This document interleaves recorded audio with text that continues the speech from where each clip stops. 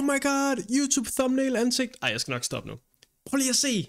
Det er da for sindssygt. Det her, det er sådan, det ser ud, økonomien i virksomheden, som vi har banket op her på 1,5 måned-agtigt. Der har jo været et langsomt tilløb i lang tid nu, men jeg har det sådan lidt, når man ser det her, så fristes man lidt til at sige, hold da op, jeg skulle have sagt mit job op noget før. Det er jeg dog ikke helt sikker på, faktisk er rigtigt. Jeg er ikke sikker på, at timingen er så dårlig endda, fordi jeg prøvede jo faktisk at starte den her virksomhed for lang tid siden, altså for mange år siden, og der var timingen slet ikke til det, og jeg var slet ikke til det sådan udviklingsmæssigt. Min, hvad kan man sige, min viden om, hvordan fungerer businessverdenen egentlig, og hvad er det for nogle afdelinger, jeg overhovedet sælger til, hvem er kunderne. Så det der med lige at have været ude på arbejdsmarkedet, lige have mærket, hvordan det er at være kunde, det gør egentlig en del for forståelsen, og noget, der har hjulpet os med at nå det her resultat på så kort tid. Jeg har lavet et breakdown, som jeg tænkte kunne være interessant at give jer, fordi det med at sidde og flex tal og sådan noget, det er sgu lidt lige meget, når alt kommer til alt. Det er jo bare clickbait og sjov at dele. Men jeg har lavet en lille breakdown her af tallene. Lad mig lige dele det sådan, så I kan se her. Sådan der. Sådan så I kan se, hvad er det egentlig, det består af, det her beløb på den her næsten 250.000, som vi rammer i omsætningen nu her om lidt. Vi er delanede med tæt på. Vi er virkelig tæt på en 250.000. Og det er virkelig, virkelig fedt. Altså, det som det egentlig består af, det her, det er en rigtig, rigtig lille del af det. Det er noget miscellaneous, det er sådan ligegyldigt at snakke om-agtigt. Det altså virkelig sådan, hvad kan man sige, vi sagde, at vi ikke skulle have nogen penge for det, og de var sådan, vi har sat nogle penge af til det, så vi ikke have dem, og så var vi sådan, ja, okay, fair nok.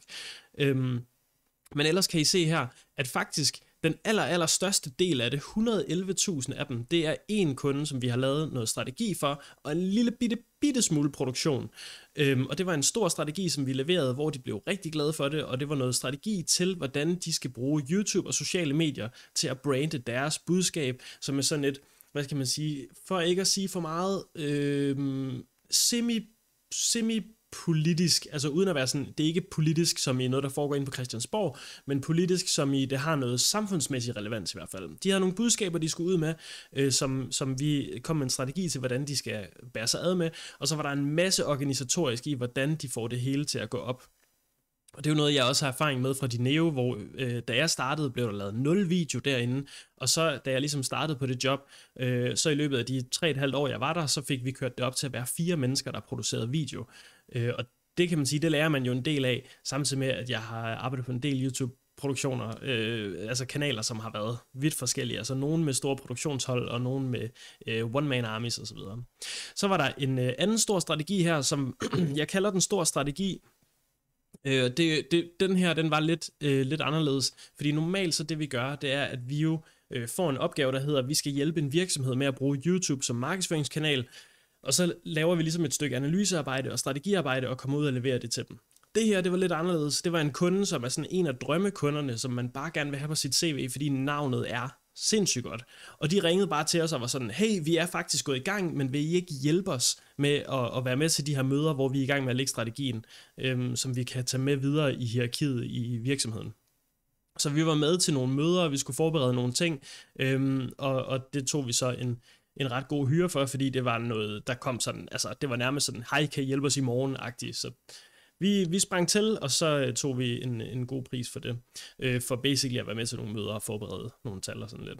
Så har vi noget podcast her. Vi har nogle podcasts, som vi markedsfører for, hvor vi laver nedklip og hjælper dem med strategi, hjælper dem med at få videosiden på, og hjælper dem med at få deres podcast ud og få flere eksponeringer på den, og blive endnu mere relevant for endnu flere mennesker. Fordi der er rigtig mange, der er gode til at lave podcast derude, der laver nogle gode, højkvalitets podcast, men de tænker slet ikke over, hvordan de får folk med ind til at lytte til dem. Så det hjælper vi med. Og det er det, vi har her. Og det er sådan en, der kører vi anden sæson med den her kunde lige nu, som er den samme kunde, vi primært snakker om.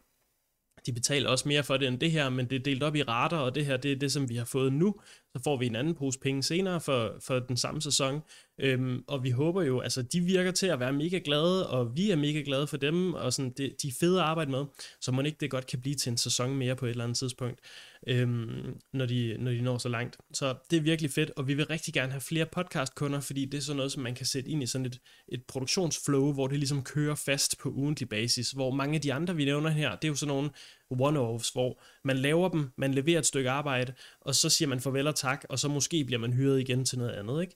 Så der er ligesom forskel på det. Der er nogen, der er sådan, hvad kan man sige, noget, der kører mere eller mindre fast. Det er også den her månedlige produktion her på de her 15.000 hver eneste måned. Det er også den samme kunde, der leverer det hver eneste måned. Eller hvad kan man sige, ligger det her beløb for, at der bliver produceret noget. Og altså, den er også nice at have. Altså, det er nice at have dem her, som man kan sige er en mindre del af kagen, samlet set, men som man ved, de er der bare hver måned. Så der skal man ikke bruge tid på, du ved.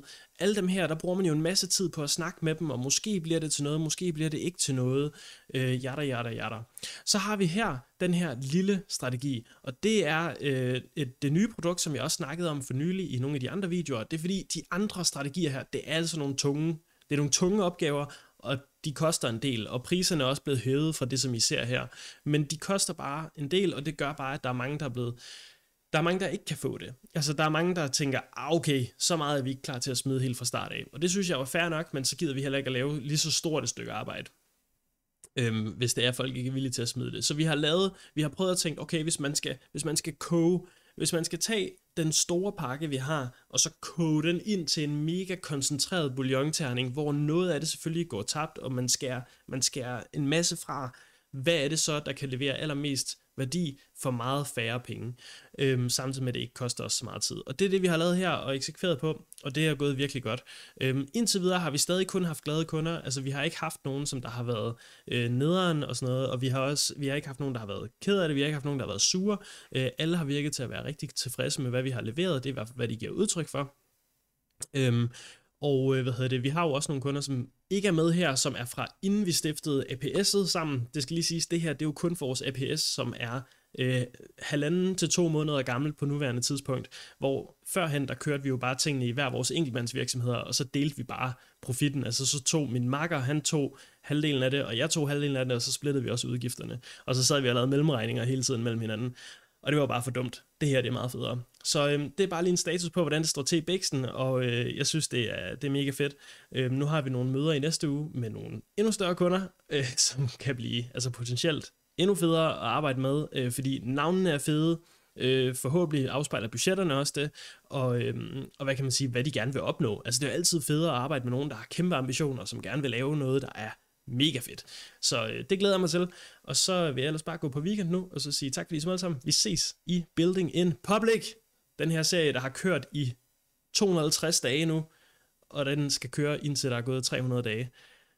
Da jeg startede den her serie, havde jeg ikke nogen virksomhed. Sådan rigtigt. Det må man sige, at jeg har fået. Tak fordi I så med. Vi ses. Hej hej.